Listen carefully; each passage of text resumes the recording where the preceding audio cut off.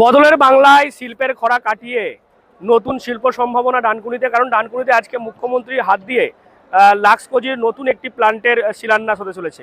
আর যে অনুষ্ঠান, সেই অনুষ্ঠান আর কিছুক্ষণের মধ্যেই শুরু হবে। তার আগে দেখতে পাচ্ছেন ছবিটা, যে মূল মঞ্চ, যেখানে মূলত মুখ্যমন্ত্রী শুভেন্দু অধিকারী, তার পাশাপাশি রাজ্য সভাপতি বিজেপির সৌমিক ভট্টাচার্য এবং তাপস রায় রাজ্যের মন্ত্রী, তারা আসবেন। তার আগে দেখতে পাচ্ছি আমরা একেবারে গোটা এলাকায় কড়া পুলিশি নিরাপত্তা। যারা যারা এই অনুষ্ঠানে প্রবেশ করছেন তাদেরকে এভাবেই দেখা যাচ্ছে মেটাল ডিটেক্টর মেশিন দিয়ে চেক করে নেওয়া হচ্ছে এবং তারপর তাদেরকে কিন্তু প্রবেশ করতে দেওয়া হচ্ছে। মূলত এই যে দর্শক আসন দেখতে পাচ্ছেন, সেই দর্শক আসনে শুধুমাত্র যারা লাক্সকোজির যারা কর্মচারী রয়েছেন তারাই এখানে বসবেন। বাইরে থেকে সাধারণ মানুষ থেকে শুরু করে বিজেপি কর্মকর্তা, তাদেরকে কিন্তু এখানে অ্যালাউ করা হচ্ছে না। সেটা আমরা দেখতে পাচ্ছি। যারা রয়েছেন এখানে, যারা কর্মরত শ্রমিক, বিভিন্ন ডিপার্টমেন্টে কাজ করেন, সেই সমস্ত শ্রমিকরা দর্শক আসনে বসছেন। এবং তার আগে একেবারে সামনের দিকে সারিতে, সেখানে কিন্তু আমরা দেখতে পাচ্ছি যারা শিল্পপতি রয়েছেন, বিভিন্ন ব্যবসায়ী রয়েছেন, ইন্ডাস্ট্রিয়াল রয়েছেন, তাদেরকে সাদা সোফা দেওয়া হয়েছে সেখানে বসার জন্য। এবং মূল মঞ্চ, সেখানে এই যে লাক্সের যিনি চেয়ারম্যান রয়েছেন অশোক কুমার টডি থেকে শুরু করে যারা আধিকারিক রয়েছেন তারা থাকবেন।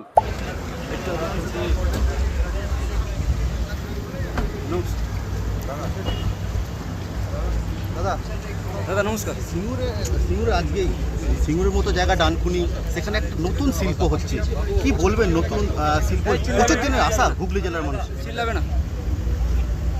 হুগলি সহ পশ্চিমবাংলার মানুষেরই গত কয়েক দশক ধরে যে শিল্পের খরা চলছে, বর্তমান সরকারের নেতৃত্বে সম্মানীয় মুখ্যমন্ত্রীর নেতৃত্বে আমাদের যে বিকশিত পশ্চিমবঙ্গ, যে স্বপ্ন এবং আত্মনির্ভর ভারত যে স্লোগান আমাদের যশস্বী প্রধানমন্ত্রী দিয়েছেন,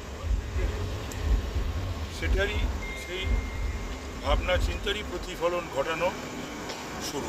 আপনাদের নতুন সরকার আসার পরে তো বলা হয়েছিল যে শিল্প হবে, মানুষের যত সমস্যা, সেই সমস্যায় শিল্প না হলে অর্থনীতি বা চাঙ্গা হবে কি করে? এই সমস্ত ছেলেমেয়েরা চাকরি বা পাবে কোথায়?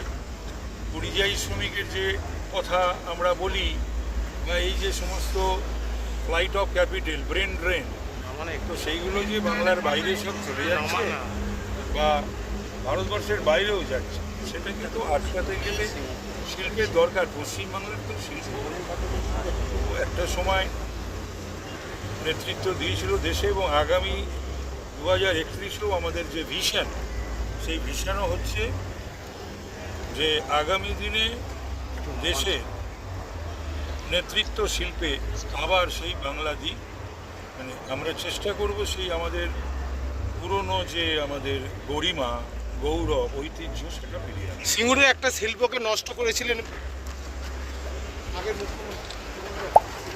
এবং আজকে এই যে লাক্সের দ্বিতীয় ইউনিট হবে, মূলত এর আগে আমরা দেখেছি তাদের প্রায় 12 লক্ষ বর্গফুট এলাকা ছিল এবং সেটাকে আপডেট করে প্রায় এখন 20 লক্ষ বর্গফুট এলাকা জুড়েই দেখতে পাচ্ছেন এই যে জমি, সেখানে কিন্তু এই বড় যে ইউনিট সেটা তৈরি হবে এবং যার ফলে 3 থেকে 5 হাজারের মতো কর্মসংস্থান হবে। স্বাভাবিকভাবেই সাধারণ মানুষ তারা যথেষ্ট খুশি।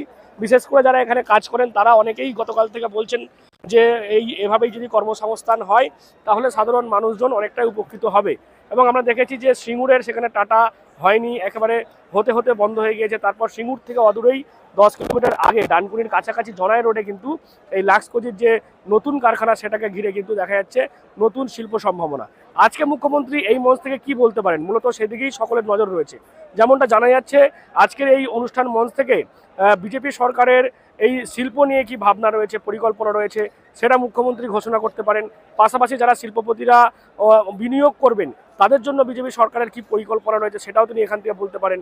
এবং যে বিজেপি সরকারের যে শিল্পনীতি, তার রূপরেখা কি হয়েছে সেটাও কিন্তু মুখ্যমন্ত্রী আজকে এই মঞ্চ থেকে ঘোষণা করতে পারেন। স্বাভাবিকভাবেই দেখা যাচ্ছে সেই অনুষ্ঠানকে ঘিরে সাজো সাজো রব গোটা জাতীয় সড়কের পাশে, বড় বড় হোর্ডিং কাট আউট, এবং তার পাশাপাশি মূল মঞ্চের কাছে যেখানে আমি রয়েছি সেখানেও ইতিমধ্যেই যারা রয়েছেন অতিথি থেকে শুরু করে যারা শ্রমিকরা তারা আসতে শুরু করেছে।